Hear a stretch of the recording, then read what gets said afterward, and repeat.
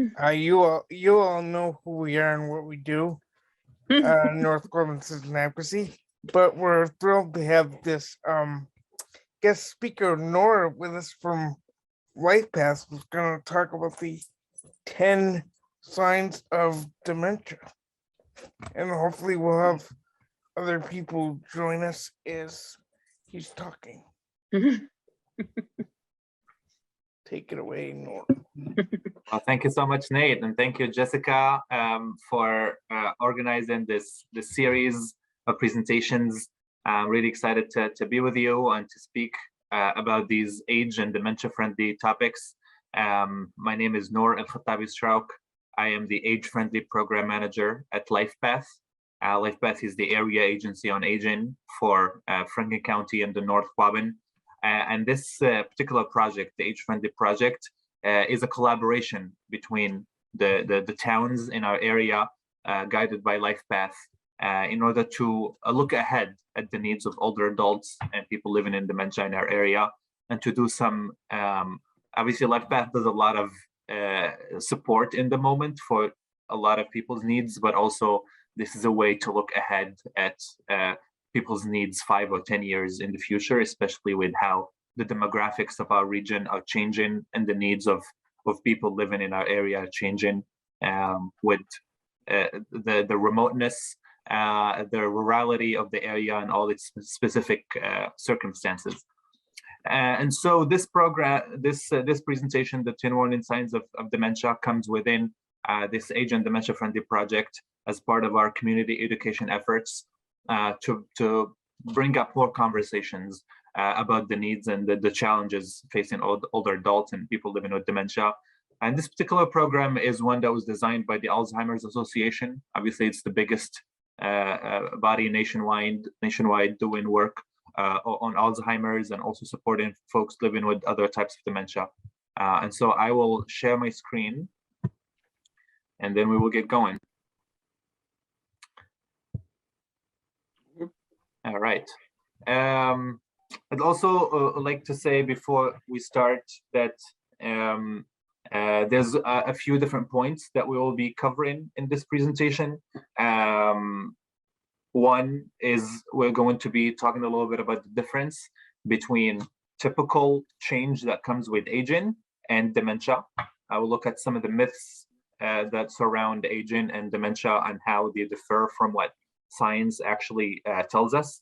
Obviously, from the title, you know that we were going to look at the 10 common signs of dementia. We were going to look at how they show up and how they can be different from everyday incidents or from typical age-related changes. We're also going to look and talk about the importance and benefits of an early detection and getting an early diagnosis for Alzheimer's or dementia. And then finally, we'll look at some of the resources available for people in our region, whether it's people living with the dementia or caregivers who are taking care of somebody living with dementia. And we'll have some time at the end for questions and answers, but please feel free if in the middle there's a burning question and something you want to get clarification on before we move on. I'm happy to take a quick pause and answer your questions. And maybe Jessica, you can help me if there's a question in the chat or somebody's hand that I'm not seeing. You can help me do that. Yeah, I'll try to keep an eye on things. Awesome. So to start, I actually have a quote from somebody whose wife was dealing with dementia, and I'd actually love for somebody else to read this quote if anybody is feeling called to unmute and just read the quote on the screen.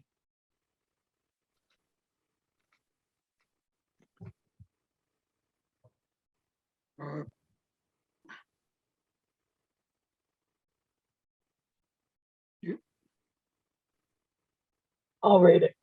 So thank you, Marianne.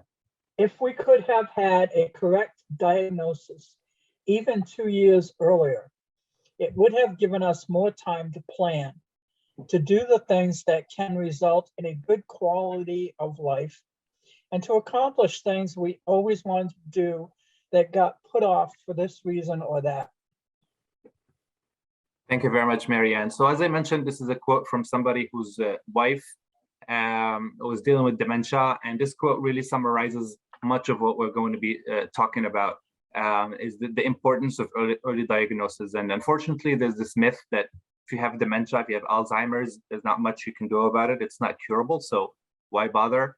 And as you see from this quote and from the rest of this presentation, there's a lot of reasons to get a diagnosis and to make sure.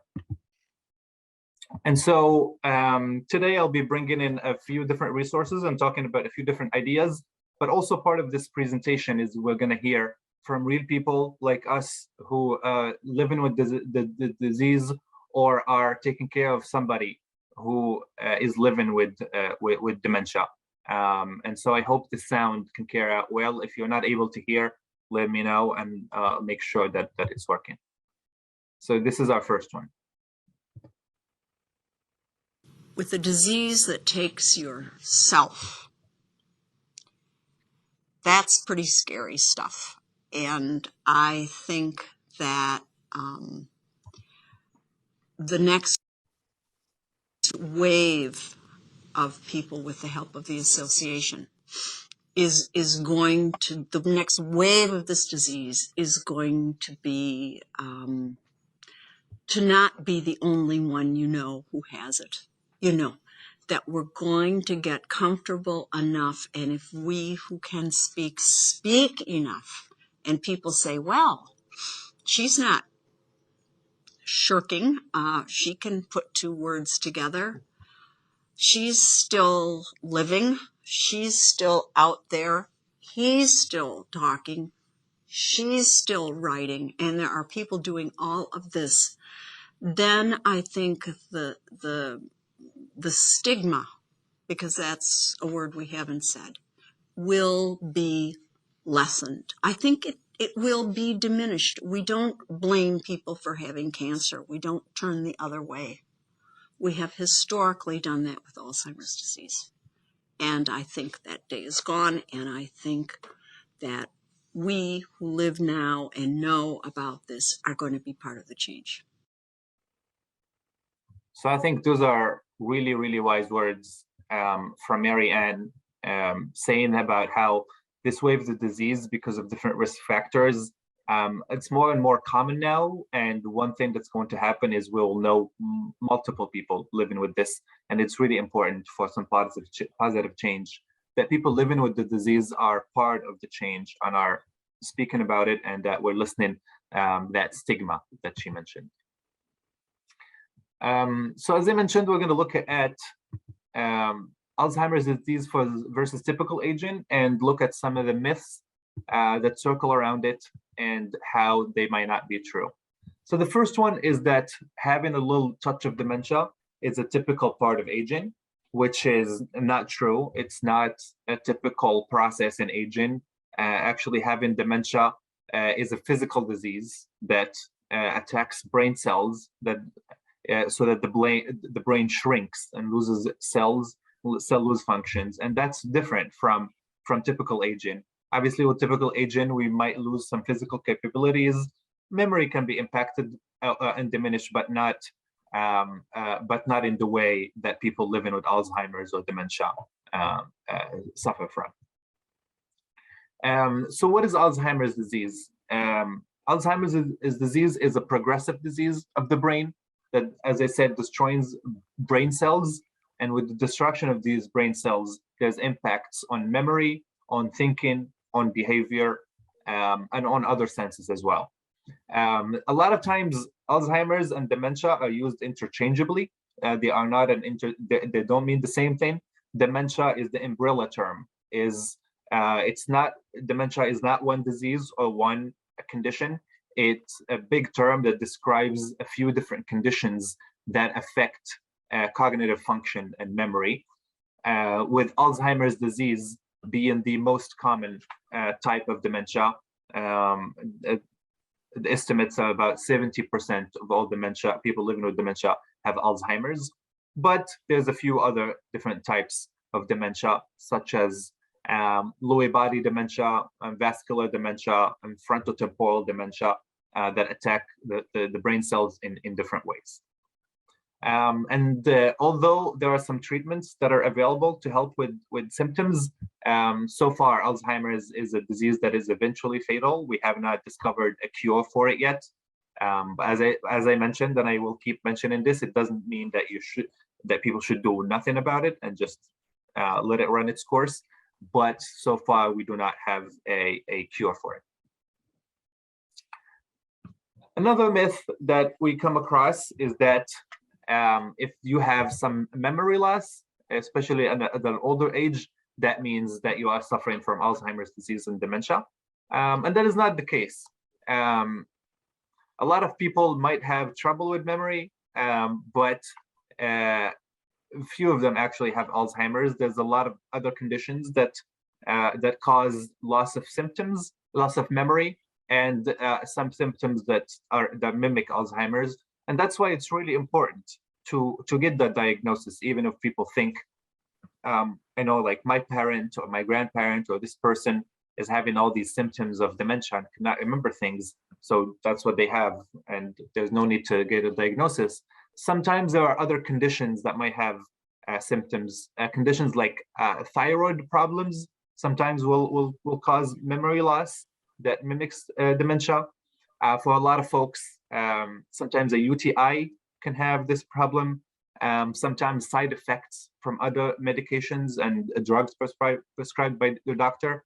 And also sometimes overuse of alcohol and other drugs can have an impact. And so, as you can imagine, those are a lot of things that are treatable. And that's why it is so important to get a diagnosis, because if you're only having a thyroid problem and you check that, that can be fixed. And so the memory loss symptoms will be lessened and won't be there. And if it is a type of dementia, then you also have some things to do about it. In terms of risk factors, so far the primary risk factor is age. I know sometimes it can be confusing saying that Alzheimer's is not a part of typical aging, but the primary risk factor is age. As people get older and older, especially in their 70s and 80s, that risk goes higher. And the incidence is higher in women. Again, we don't know that it's why that particularly. The assumption is that because women tend to live longer, that's why the prevalence is higher in women than in men.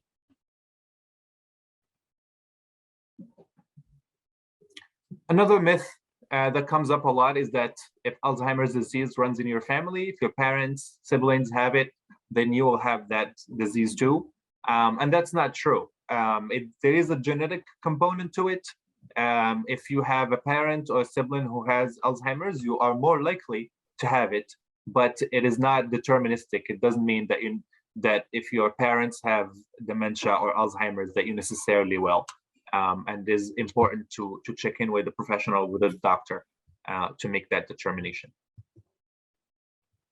And in terms of genetics, there is a specific gene, APOE4, that is linked to a greater risk of late onset Alzheimer's disease.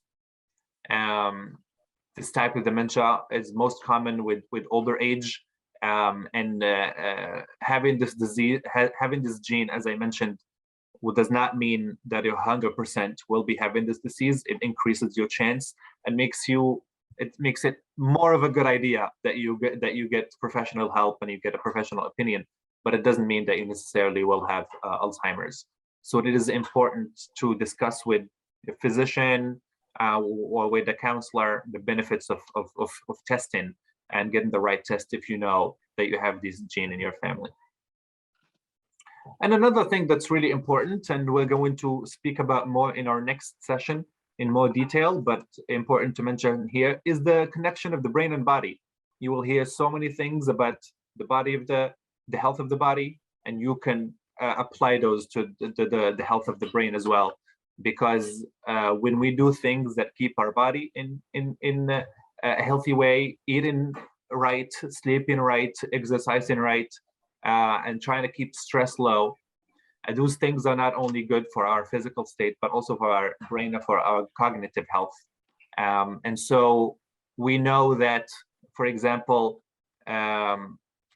there's risk for vascular dementia that is increased when there's damaged heart or blood vessels, and also diabetes in midlife can lead to a higher chance of dementia even decades later, as well as head injury. There's strong links between head injury and risk of dementia, which makes sense. But generally, having an active and healthy lifestyle will affect your brain health as much as it will affect the health of the rest of your body. All right. Any questions at this point before we move to the 10 signs of dementia? All right. So we're going to look at these different signs, and for each of them, we're going to talk about the sign and also look at what an typical age-related change looks like and how it's different from having this particular sign.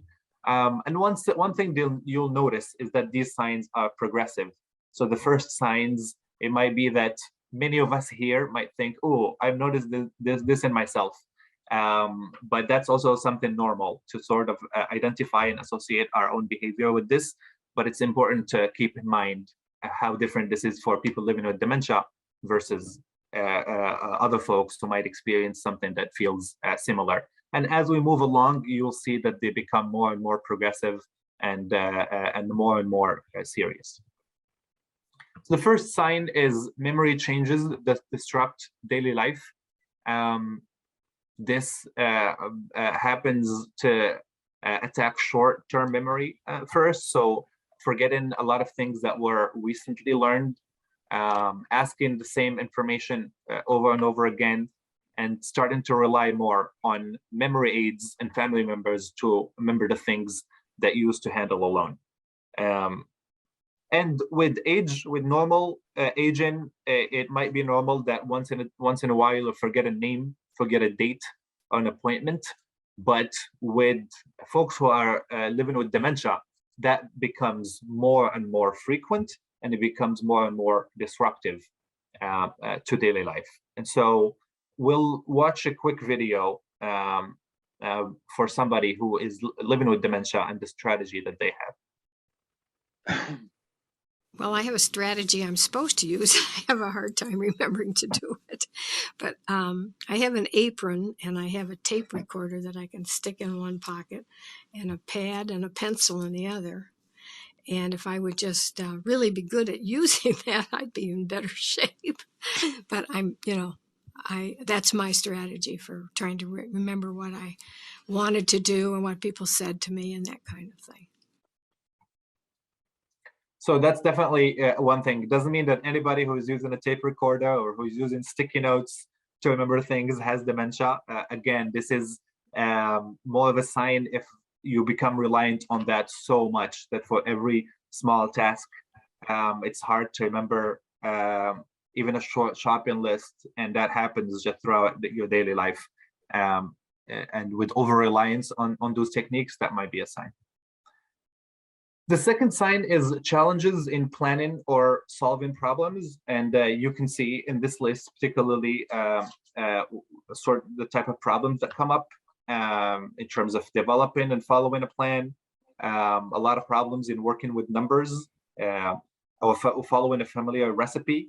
A lot of times people who are having these signs will have a hard time with things that used to be really easy, like making your favorite dessert, or sometimes keeping track of the bills and balancing your monthly budget. A lot of folks who've done this for many, many decades, that becomes much harder to them because the concentration becomes more challenging, and keeping different parts, connecting different parts together, whether that's in a meeting agenda or in a plan that you're making or the recipe, as we said, it becomes to take longer to do, and it becomes harder. With normal age, with typical age-related change, sometimes becomes more challenging to do a certain task, especially if you're tired or stressed. But you can take a break, you can come back to it, you'll be able to make this calculation. You might make an error on a bill, once in a while, but it's not every time you're looking at your finances, you're making a mistake. So that would be the difference for the sign. For the third sign is the difficulty completing familiar tasks and daily tasks. A lot of times this becomes apparent at work for a lot of people who've done something that they've worked at for 20, 30 years, and not really all of a sudden, but it can come up suddenly, even if the change is gradual. But one day they'll notice that it's really hard to perform the same task again, and that they're just not able to remember the how of it. This also shows up with difficulty remembering the rules of a favorite game that you used to play with friends, with family, and all of a sudden it's really hard to do that. Or remembering a place, a store that you drive to all the time, and all of a sudden that drive to that place becomes much more challenging to just get there. And for typical age-related change, some of these things might show up, but it'll show up maybe once, and it'll be easily go back into understanding how to do it. Or if something is really fresh, sometimes you'll have a hard time figuring out the settings on a microwave or on a remote control. But once somebody shows you, you're fine and you can pick it up. But if every time you're trying to use this, you don't know how that is supposed to work, then that might be a sign that might need to see some help. And we're gonna listen to another person here in a video talking about the challenges that they faced at this stage. The biggest challenge is in reading and in doing simple tasks like just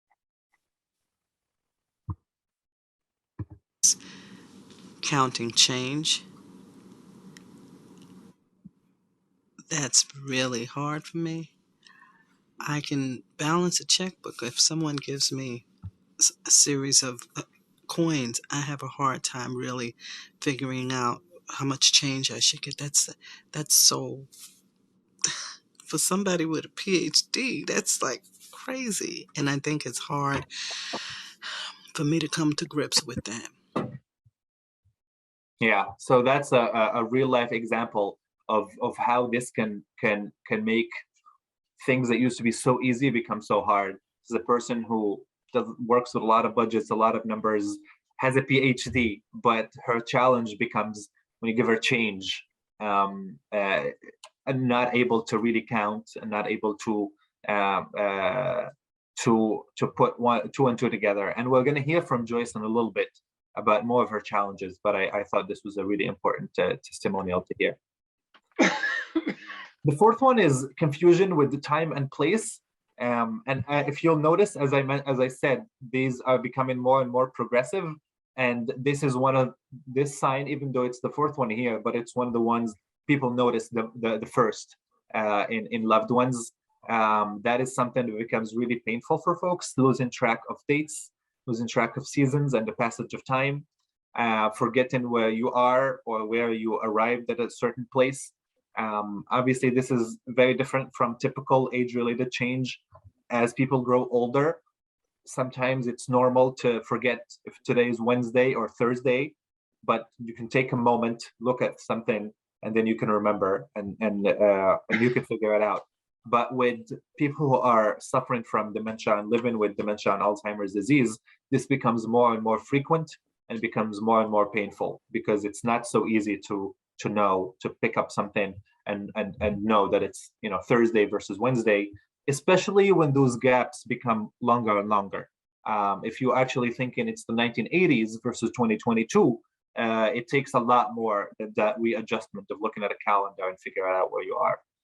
Same thing with the confusion with place. A lot of times folks living with dementia will not know how they arrived somewhere, and especially at later stages, it becomes more important to keep track of where they've gone and where they got to. Tragically, we hear a lot about folks living with dementia crossing the street, not being aware of where they are, or ending up somewhere and not knowing where they are. And so that's one thing that becomes more serious with time. The fifth sign is trouble understanding visual images and spatial relationships. And this is actually really important to keep in mind, because a lot of times when we're talking about dementia, we think a lot about memory, and that is the main way we talk about dementia. But the brain does more than just memorize things and remember things. And one of the ways that shows up is with visual cues. Becomes hard to read. For a lot of folks, sometimes depth perception and judging distance becomes hard. And sometimes even determining color and contrast becomes hard. And you'll see in the picture, the rear view mirror there. Why? Because when this happens, driving becomes more and more dangerous for folks at this stage, because it's so important when you're driving that you are aware of multiple views, looking at different mirrors, and making sure that you understand what is the distance between you and the cars around you. And when you can't do that safely, it becomes really hard for folks at this point. Obviously, for typical age-related change, a lot of older folks suffer from cataract or a loss of vision. Some things can be helped with surgery or reading glasses, but in a lot of ways, if you're seeing an eye doctor and they're telling you your vision seems fine, physically it seems fine, that might be one way to understand that you or somebody that you know might be having Alzheimer's disease or signs of dementia, is when the vision becomes this problematic. Number 6 is new problems with words in speaking or in writing. Again, this is one thing that can cause a lot of frustration for folks, especially folks who do a lot with the pen, do a lot of writing, either personally or professionally. It becomes really hard to do that. It also becomes hard to follow a conversation or join a conversation that's already starting. Because of the effort and the concentration that it would take to keep track of two other folks talking to each other. And sometimes that shows up also in terms of vocabulary and in terms of remembering words, where it becomes more and more common for folks to try to remember a certain word, and that word is just not coming in, or calling something by the wrong name. And we're going to listen to a video right now, and then in the next signs, we're going to see some of the consequences of this particular sign. Are also gonna come up a little bit later, but we're going to hear again from Joyce. My sister, who lives in North Carolina, I live in New York. I sent her an email, and apparently she showed it to my brother-in-law, and she called me and said that email made no sense at all. And one of the things that I neglected to tell you was that I would do write emails, things that normally took me about 2 minutes to do. It would take me a half an hour, 45 minutes, and I'd have to read it over, and there was no guarantee it was okay. So I had another person at work read over it. And so it was hard. It was hard. And that's when I realized I thought my emails were fine. Then my sister started telling me, and everybody. So I said, it's not, things aren't coming out right. Yeah, exactly. Things aren't coming out right. And as I said, this can be really frustrating for folks, especially because in the moment, like Joyce is not able to see how her words are jumbled. For her, she's just doing what she always does, write an email. It's not a big deal, but with the brain being impacted with Alzheimer's disease, even communicating in that way becomes quite hard. 7 is misplacing things and losing the ability to retrace steps. And this is one where it doesn't matter if I'm in a group of folks who are in their 60s or 70s or even 30s, everybody puts their hand up. I'm like, everybody's misplacing things, especially right now with short attention spans and a lot of distractions with technology.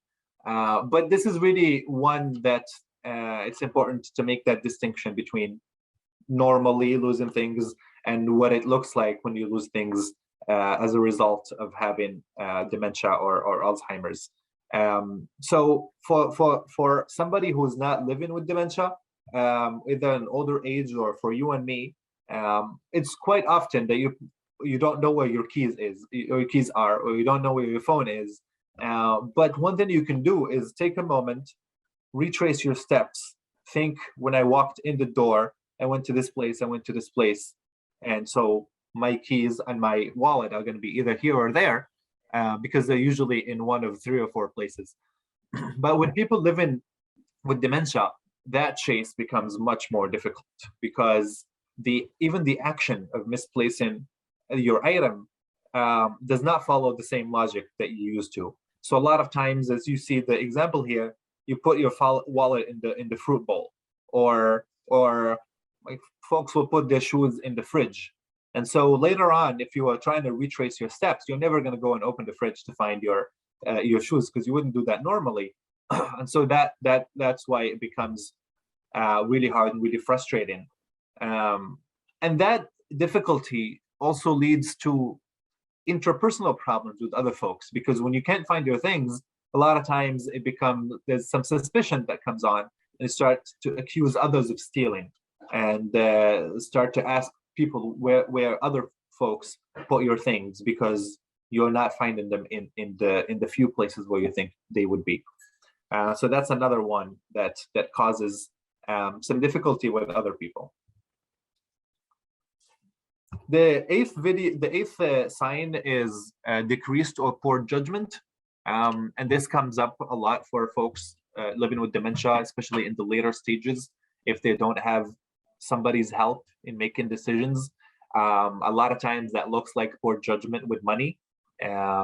Obviously, dealing with money puts up a lot of red flags for us, and so sometimes when you see somebody given large amounts of money to telemarketers, or really shopping impulsively with money that they don't necessarily have, and especially when this is not a habit that this person has had throughout their lives, sometimes that could be a sign that they might be dealing with dementia. These folks can also be more easily the victim of scams, especially through internet and phone scams that are really out there. And it also shows up in a few other ways that are not money, such as wearing clothing that is inappropriate for the season, or saying things that they normally wouldn't say. And with typical aging, you're more likely to make a mistake that you wouldn't have made before. For example, you might ignore changing the oil in the car one time, but that doesn't really mean that you have dementia. When dementia is involved, those decisions become more frequent and become sort of have a bigger scale. The ninth one is withdrawing from work or social activities, and this is many times as a result of the couple of other signs we just talked about, the last couple. A lot of folks living with dementia, you'll notice that they start to withdraw from favorite hobbies, from social activities and parties, from work projects, from family gatherings. Even folks who are very sociable and love spending time with others, with family and with friends, you'll notice that it becomes hard. And that's because of a number of reasons. As we mentioned in a couple of signs ago, that it becomes really hard to join or follow a conversation, or to concentrate when there's a crowd around you. And so for a lot of folks living with dementia, it becomes much easier to deal with people one-on-one in a much slower and much more controlled setting than in a party setting or in a gathering setting where there's just a lot of stimulus around.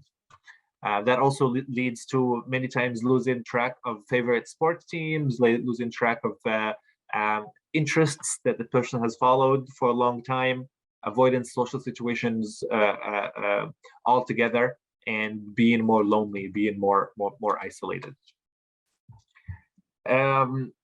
With typical age-related change, sometimes people in older age will have will feel less interest in big social gatherings. And sometimes folks will have more preference for some solitude. But with people living with dementia, this becomes really something that's much more frustrating, and an inability to manage these social situations comes up that is more than the age-related change. And all of these signs also lead to sign number 10, which is changes in mood and personality. Something that is real, something that we see increasing signs and displays of confusion, of suspicion, of agitation, of anxiety. As you can imagine, with a person's brain cells shrinking and cognitive abilities being harder, and just concentrating and doing familiar tasks being harder, and that leading to less and less independence. For a lot of folks, if there isn't great support, it leads to feelings of weakness. It leads to feelings of not being able to depend on themselves, and of suspicion of others around them. And with typical aging, sometimes if you, as an older adult, this is not the case for everybody, but sometimes people have a little bit less patience for folks. But when you see changes to somebody's personality, those are really some things that are happening in the brain at a massive level. And so that could be one of the big signs that you might have missed a few different signs before, when somebody who's always patient, for example, becomes much more easily agitated. Then it might be time to start a conversation with them. All right, so with these 10 signs, you don't have to notice all 10 of them to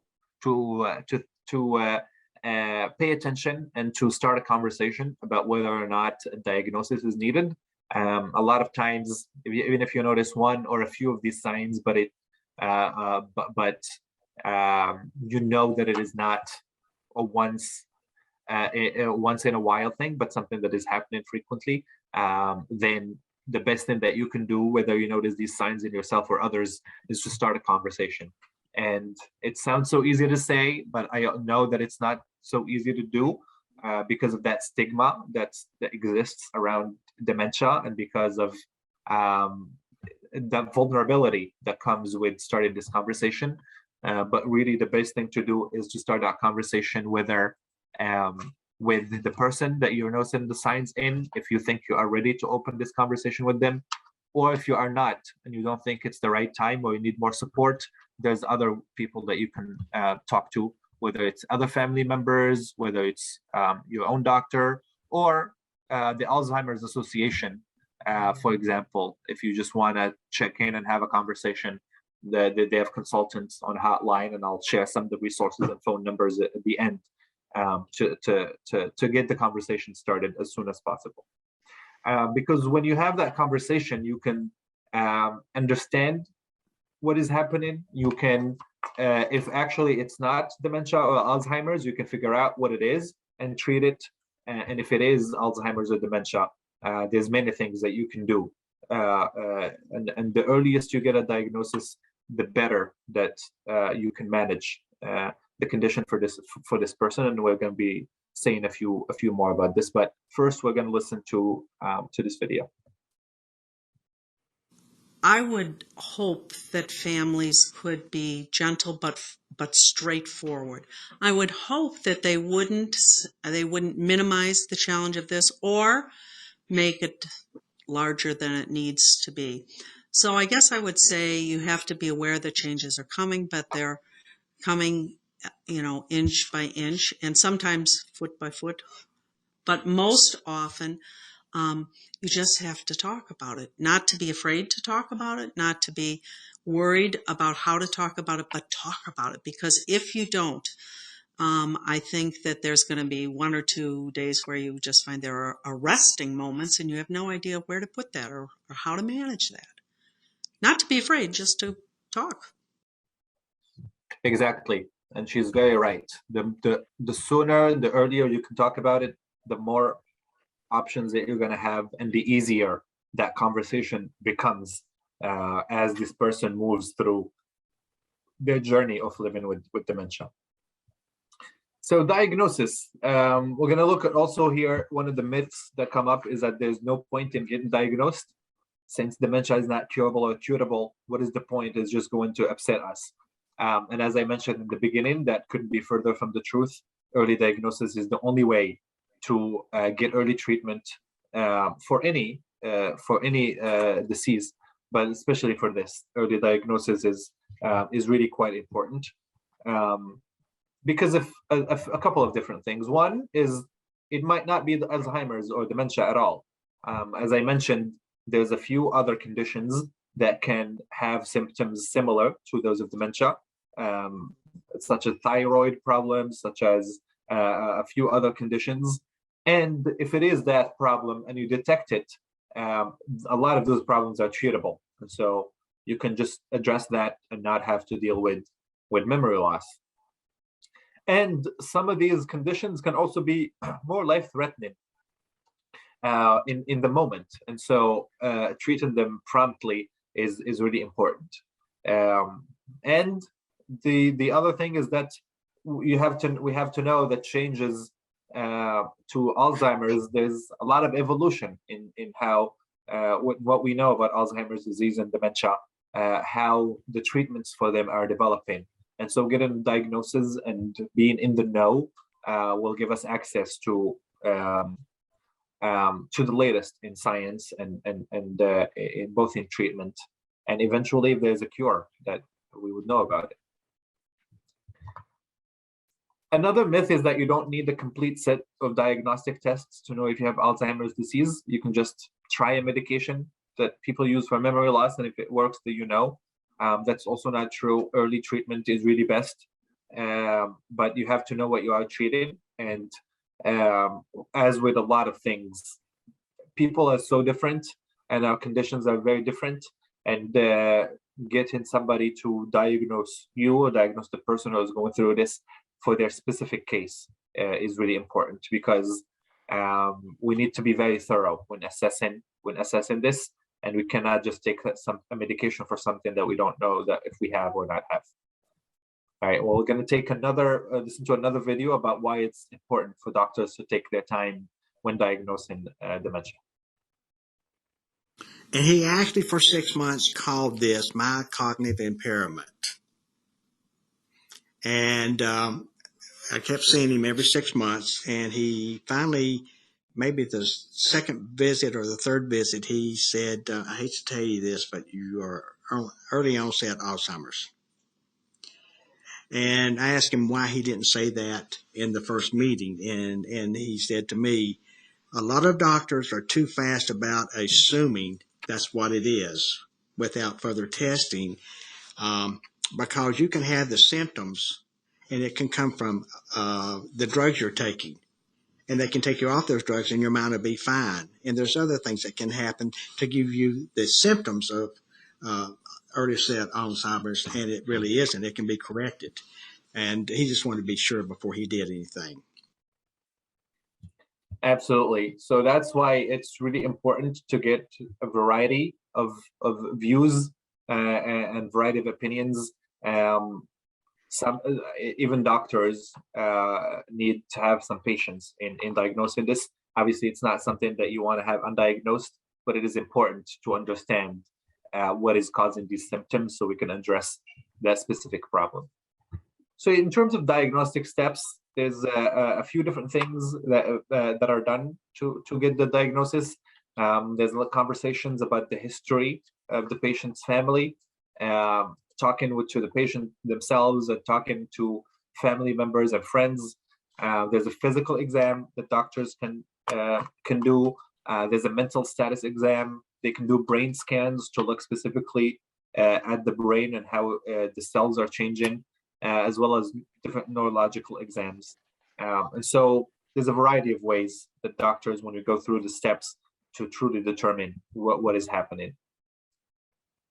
And these tests can identify disorders that can cause memory loss, whether that's Alzheimer's or not Alzheimer's. You can see here another list, and a few other examples of things that might cause you symptoms that are similar to dementia, including anemia, certain vitamin deficiencies, excess use of alcohol, side effects from other medication, and certain infections. And so if you have one of these, you'll just know what it is and you can address it. As I mentioned earlier, Alzheimer's is the most common type of dementia or form of dementia, but is not the only one. Other forms include vascular dementia, mixed dementia, frontotemporal lobar dementia, and Lewy body dementia. And so once you are getting the diagnosis, it's important with the doctor to determine exactly what you have. And so if you do get a diagnosis with dementia, what can you do? So you can get the maximum benefit from knowing what you have. And there's a few different things that you can do. One is exploring treatment options. That the earlier the better. There are some options that can work for you with early onset Alzheimer's that might not be able to help you later on. Also, these earlier treatments can help folks maintain their independence for longer, even though we don't have medication that cures dementia or Alzheimer's, but we do have treatment that works on the symptoms and can alleviate some of that confusion and some of that memory loss in the beginning, and offers people the opportunity to be in their own care plan. And so if somebody is getting this early diagnosis and they know that in 3 or 4 years they're going to be in a tougher state, they can take that time to do some planning for themselves. And I'll say a little bit about that later. But also what it offers you is the opportunity to participate in clinical trials. And clinical trials, exactly what they are, there's more search and more research and more attempts to find a cure for this. And some of these trials done on the federal level will not take people who are in a later stage of dementia, but an early onset. You have more of a chance to benefit from these trials. And who knows, maybe soon we will have a confirmed cure for dementia, and the folks who are participating in those trials will have the first chance to do that, to be there. So let's listen to another video about early diagnosis and why it is important. Early diagnosis is very important, because it's like with anything, if you start early, you'll have more success in the treatment of it. And with Alzheimer's, there is no cure, but it can be made livable. You know, the medication can help you live a more productive life with it. Exactly. And there are a few different medications that are designed to help relieve some of the symptoms. But as of now, as I said, none of them are able to stop the progression of the disease. And talking with your doctor, once you get to a specialist, they can talk more specifically about medications, about how they can help with mood, with behavioral changes, with alleviating some of the symptoms. And so it's important to consult with doctors or also with the Alzheimer's Association professionals before taking any medications. But like I was mentioning, with early diagnosis, the other thing that's really important is that folks can have more time to be part of their own plan for the future. If you don't get this diagnosed until later stage, it's usually somebody else making the decisions for you. But if we know about this diagnosis earlier, people can arrange their own care team. They can arrange their own living arrangements, what they want to do with their financial and legal matters, or their safety, who is going to be handling their transportation, who they can give power of attorney to make the decisions for them when they are not able to do that later on. And so that can be really empowering for folks to make those decisions and to approach what is coming with a lot of presence, with knowing that that there's support around them.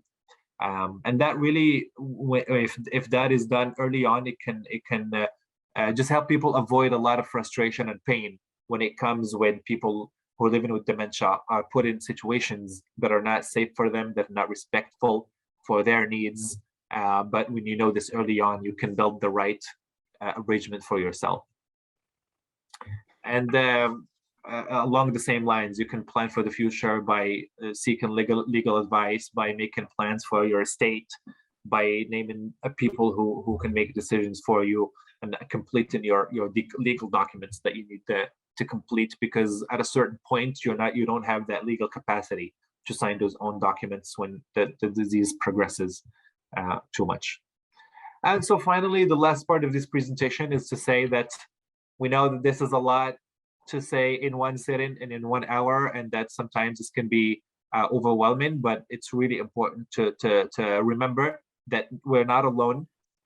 Even though there's more stigma about this, there's still some stigma about this, and we do not talk about it as often as we need, but there's a lot of resources to help. Many resources through the Alzheimer's Association. On the website, there's a lot of help navigating the website, looking at different resources. The Alzheimer's Association offers support groups for people living with dementia and for their caregivers. They offer education programs such as the one I'm doing here today. There's free training available for people doing work in communities. And there's also a 24/7 helpline that for many folks is a starting point. For many folks who are not able to start this conversation with a loved one, with a parent, with an older adult in the family, and they need some help to just talk with somebody, call the helpline, find a consultant. They can talk to you through a few different things, and that might just give you the courage to start the conversation. Another thing that I will mention is that LifePath does have a dementia caregiver support group for people who are taking care of somebody living with dementia. Through the pandemic, this group has been meeting with either through Zoom or through the phone. But there's a few other groups around in our region for dementia caregiver support groups. And so once you get more into this conversation and you get to know a few folks around you, this is also something that can be done with the help of LifePath or with the help of other organizations, is organizing some get-togethers in your community for people so that the conversation keeps on growing and that sense of support becomes more communal and people don't feel so alone in addressing this very difficult disease. So that's it for my presentation. Again, at the very end, we're adding another reminder. If you notice any signs, talk to somebody, see a doctor, make sure to find out what is happening and follow up with resources from the Alzheimer's Association chapter around us if we need to. And with that, we will watch one last video.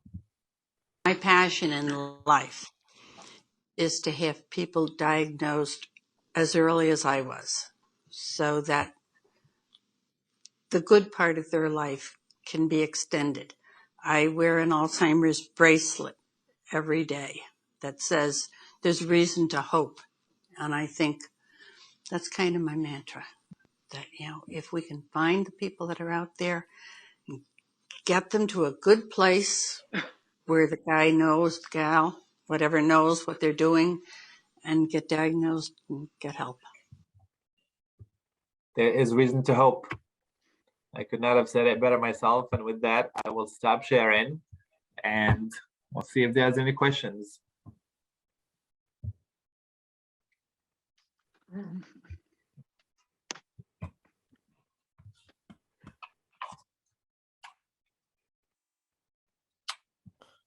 Thank you very much, Nora.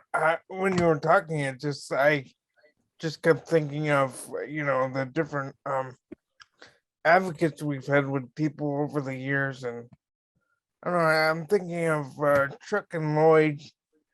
Chuck was the advocate. Lloyd was the person with the disability or difficulty, and Lloyd had some dementia memory issues, and you know, when we first met Lloyd, his daughter would talk about how he's quite you know, hesitant to go out and do anything. Gets kind of nervous, but then before you know it, Chuck and Lloyd had a weekly date to just go out. Often Lloyd would just tag along with Chuck when he was doing errands, and he would just get to meet the different people Chuck was interacting with. And once he and his then wife took Lloyd out for an ice cream, and it just how friendship can encourage people to still enjoy life and not kind of recede from the world. Absolutely, Nate. I think that's so right, and I think that's such a great example of knowing that for a lot of folks this can be really hard, and that does not mean that they will be excluded from our community, and that their friendship is not as worthwhile anymore. It's just that the needs change, but there's a lot of folks living with this disease. When they are getting the right support, they are able still to create those friendship, to meet new people, to still enjoy life and enjoy the moments that they have, and to know that there's still a lot of hope. It just needs a little bit more support from around us, and maybe not being able to do some things they used to do on their own. But that's what community is for. Right. Well said. Does anybody else have any questions or comments? No, I thought it was very interesting tonight. Thanks, Will. Yeah, very good. Thanks for being here. Oh, you're welcome. Yeah, thank you all. It's great to be here, and I will be sending these slides to Jessica and Nate, so they can be shared with everybody, so that you can go back through them, look at the different information that's there, listen to the videos. So don't worry if you didn't see or hear every word on there. Okay, yeah, and we should have the recording available Correct. too. Yeah, And I look I forward to. Sorry. Go ahead, Nate. Go ahead. I was just gonna say that I will have it edited and hopefully up. And the few people we had 3 people who registered but didn't attend, but I do have their email addresses. So I was thinking I would send a link to the recording, but I could also send, if you do send me the slides, Nor, I could, in case they don't want to watch the whole thing, they could just view the slides since they didn't get on. Absolutely. Okay, great. Well, if everybody's set, I will let you go and have a great evening. You Thanks too, for Nate. attending. It was good, Noah. Thank you, Frank. Thank you, everybody. Really great Thank meeting you. you. And I hope the first of many times I get to see you, and hopefully see you in person soon. Yeah. And the next one that Nora did talk about, the healthy living for your brain and body, that one is on May 24th, also at 6:30. Okay, May 24th. That one is also, there's links available on the website, on our Facebook page, and if you need them another way, you can always let me know and I can get them to you.